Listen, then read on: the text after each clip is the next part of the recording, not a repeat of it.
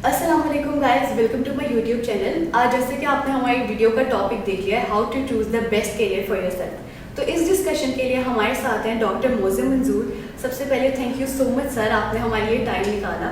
तो सबसे पहले तो मैं आपको ये क्वेश्चन पूछूंगी कि बहुत जो लोग होते हैं अपनी तरफ से वो बेस्ट करियर अपने लिए चूज़ करते हैं, लेकिन फिर भी वो अपनी फील्ड में जब काम कर रहे होते हैं वो अनसेटिस्फाइड होते हैं, वो उस तरह से खुश नहीं होते जिस तरह से उन्हें लग रहा होता है जैसे हम बाद में जाके खुश होंगे। तो इसकी मेजर वजह क्या है?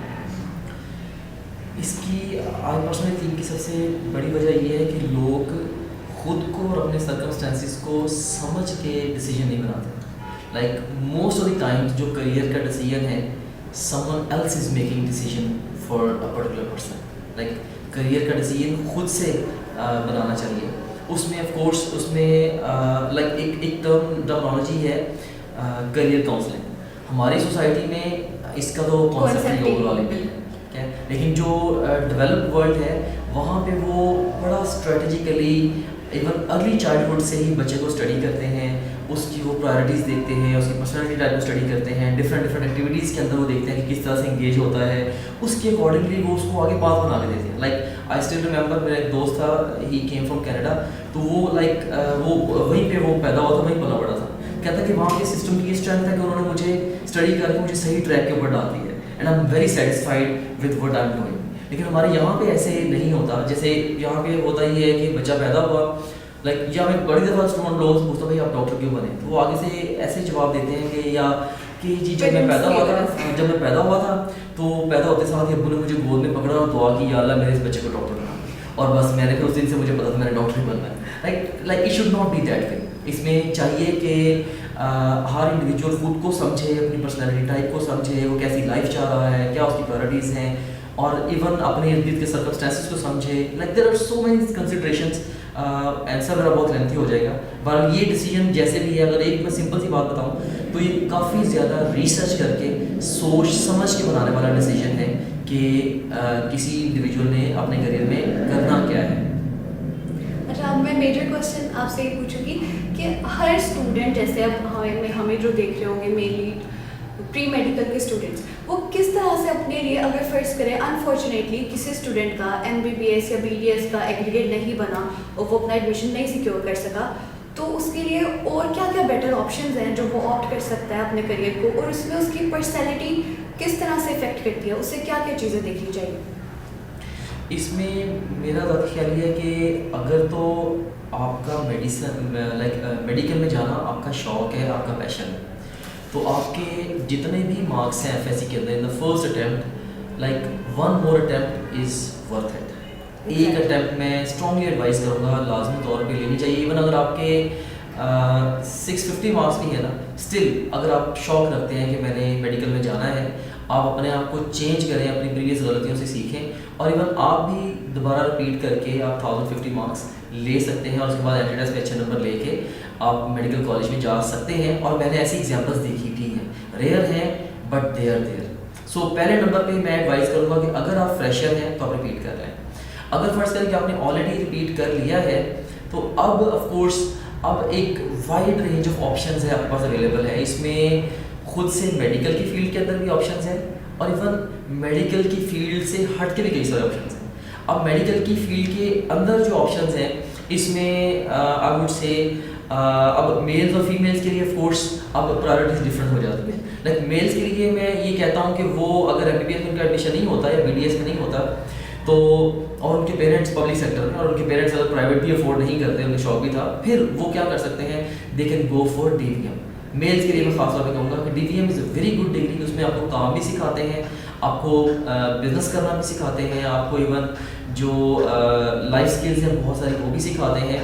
पाकिस्तान में आपने रहना है, आपने बाहर जाना है, आपने जॉब करनी है, आपने अपना बिजनेस करना है, हर लिहाज से ये डिग्री बड़ी फेवरेबल है, स्पेशली फॉर मेल्स। इवन अब तो लाइक अभी इमर्जिंग एरा में फीमेल्स बहुत सारी इसके अंदर जाके बड़ा सक्सेसफुली वो काम पे जा रही हैं, वर्क कर रही हैं, प्रोग्रेस कर रही हैं। सो यस, DVM एक ऑप्शन है।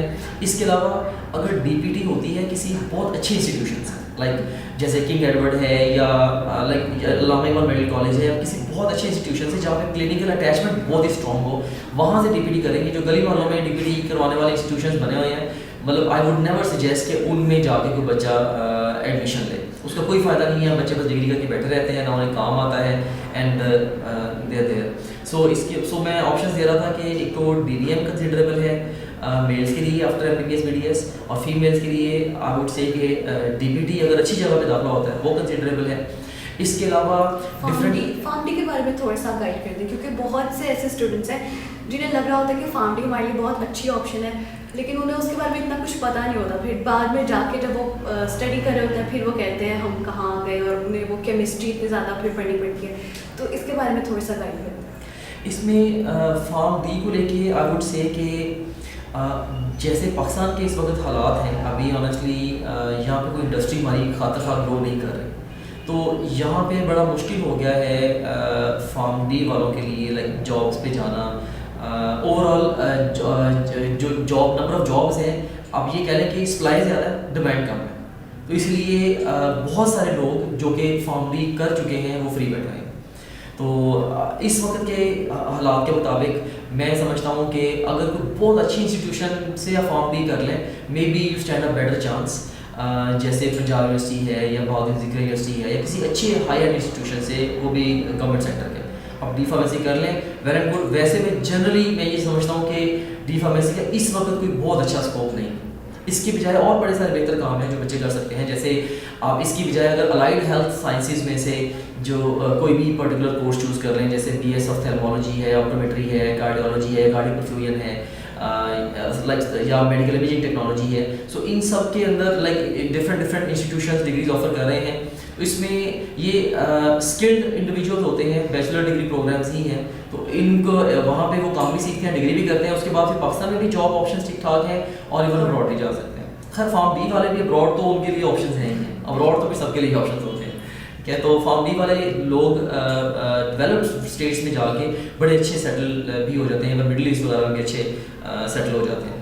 सो अलाइड डी फार्मेसी है, लाइक डी फार्मेसी को मैं बहुत ज़्यादा, अगर पाकिस्तान में रहना है तो मैं इसको ओवरऑल डिस्करेज ही करता हूँ, उसकी निस्बत मैं अलाइड हेल्थ साइंसेज को प्रेफर करता हूँ, या इवन जो दूसरे BS कोर्सेज हैं। नर्सिंग के बारे में आप थोड़ा सा गाइड करेंगे, BS नर्सिंग। हाँ, नर्सिंग जो है, जो BS नर्सिंग लाइक अगर ख़ास तौर पे अब अगर आप किसी से आप फीमेल हैं और किसी ऐसी फैमिली से बिलोंग करती हैं जिनका सोशल इकोनॉमिक स्टेटस पुअर है या लोअर मिडिल क्लास से बिलोंग करती हैं, तो BS nursing is a good option for you.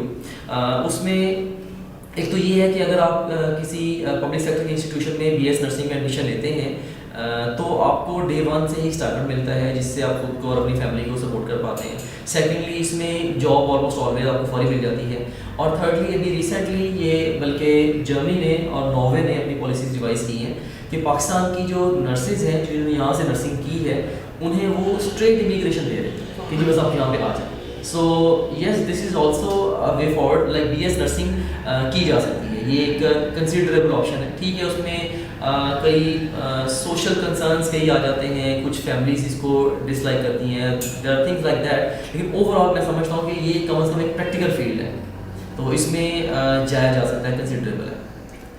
Thank you so much sir.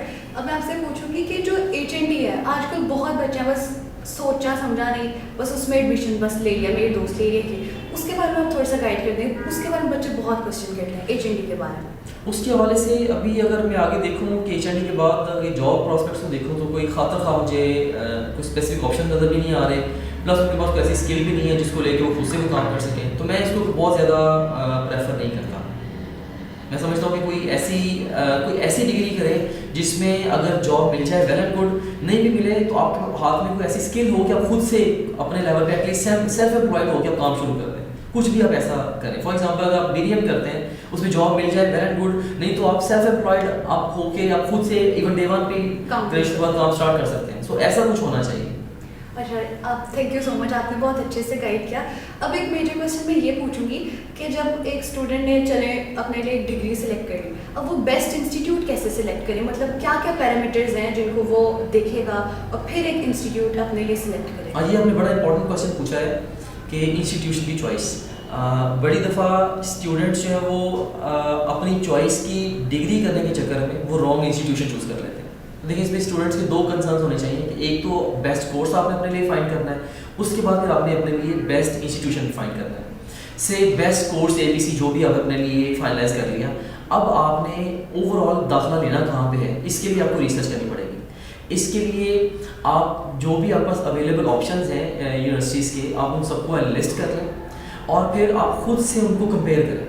Like उसमें जो अहम 3 पैरामीटर्स हैं, जिन पैरामीटर्स के ऊपर उनको कंपेयर करना चाहिए, वो मैं आपको बता देता हूँ। उसमें नंबर 1 में ये है कि क्या वो रिस्पेक्टिव इंस्टीट्यूशन जो भी रिस्पेक्टिव रिकग्नाइजिंग एजेंसी है उससे वो रिकग्नाइज भी है कि नहीं। फॉर एग्जांपल अगर डी फार्मेसी है तो क्या वो फार्मेसी काउंसिल से रिकग्नाइज है या नहीं है, एंड सो ऑन। ठीक है, एक तो उनका रिकग्निशन स्टेटस ये बड़ा इंपॉर्टेंट है कि क्योंकि वो जब वो रिकग्नाइज करता है किसी इंस्टीट्यूशन को, फोर्स ऑफ बेसिक पैरामीटर्स बहुत सारे चेक करके ही रिकग्नाइज करते हैं। उसके अलावा उनका डेफिनेटली जाकर अपने इंफ्रास्ट्रक्चर देखें, कैंपस देखें, फैकल्टी को देखें, खासतौर पे टीचर स्टूडेंट्स की रेशो को देखें और उनकी लैब्स को देखें, वहाँ पे एक्स्ट्रा करिकुलर एक्टिविटीज़ कौन सी हैं, को करिकुलर एक्टिविटीज़ कौन सी हैं, जो प्रीवियस ग्रेड्स हैं वो कहाँ तक पहुँचे हैं, वो क्या कर रहे हैं, जो ऑलरेडी स्टूडेंट्स वहाँ पे पढ़ रहे हैं उनका उसके बारे में क्या फीडबैक है, ये कैसा काम उनको सिखा रहे हैं वगैरह वगैरह। सो इस तरह से मैं ये समझता हूँ कि इंस्टीट्यूशन को चूज़ करने के लिए बहुत सारी रिसर्च तो आप नेट पे बैठ के कर सकते हैं, इंटरनेट पे बैठ के डिफरेंट इंस्टीट्यूशंस के डिफरेंट इन्स एंड आउट्स को देख सकते हैं, इवन फीस स्ट्रक्चर वगैरह पे कंपेयर कर सकते हैं।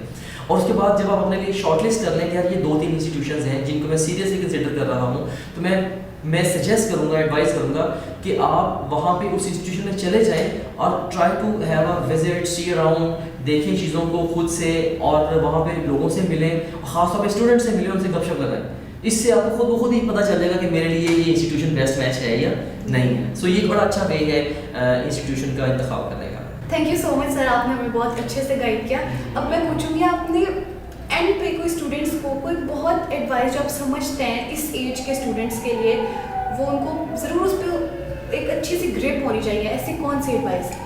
इसमें जो एक सिंगल मोस्ट इम्पॉर्टेंट एडवाइस मैं स्टूडेंट्स को देना चाहूँगा वो ये है कि you have to discover your passion.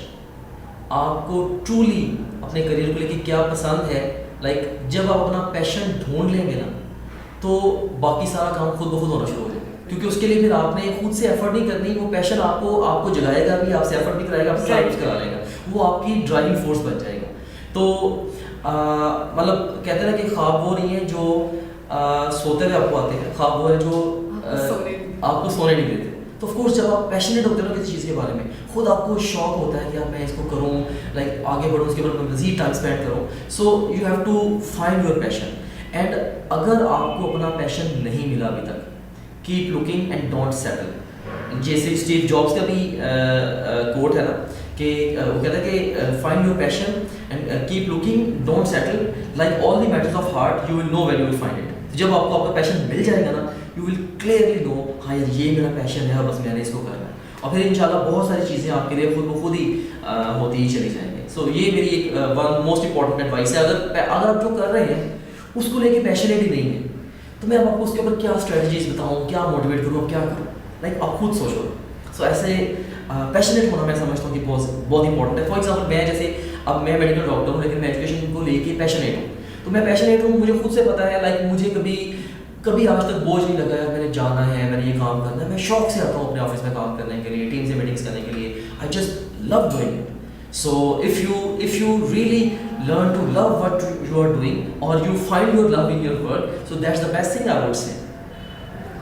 Thank you so much sir, आपने हमें बहुत अच्छे से गाइड किया। थैंक यू सो मच आप लोगों ने हमारी वीडियो को देखा एंड तक। और अगर आप चाहते हैं कि हम और भी इस तरह की वीडियोस बनाएं, आपका कोई भी क्वेश्चन है तो आप कमेंट्स में बता सकते हैं। और अल्लाह हाफिज़, टेक केयर।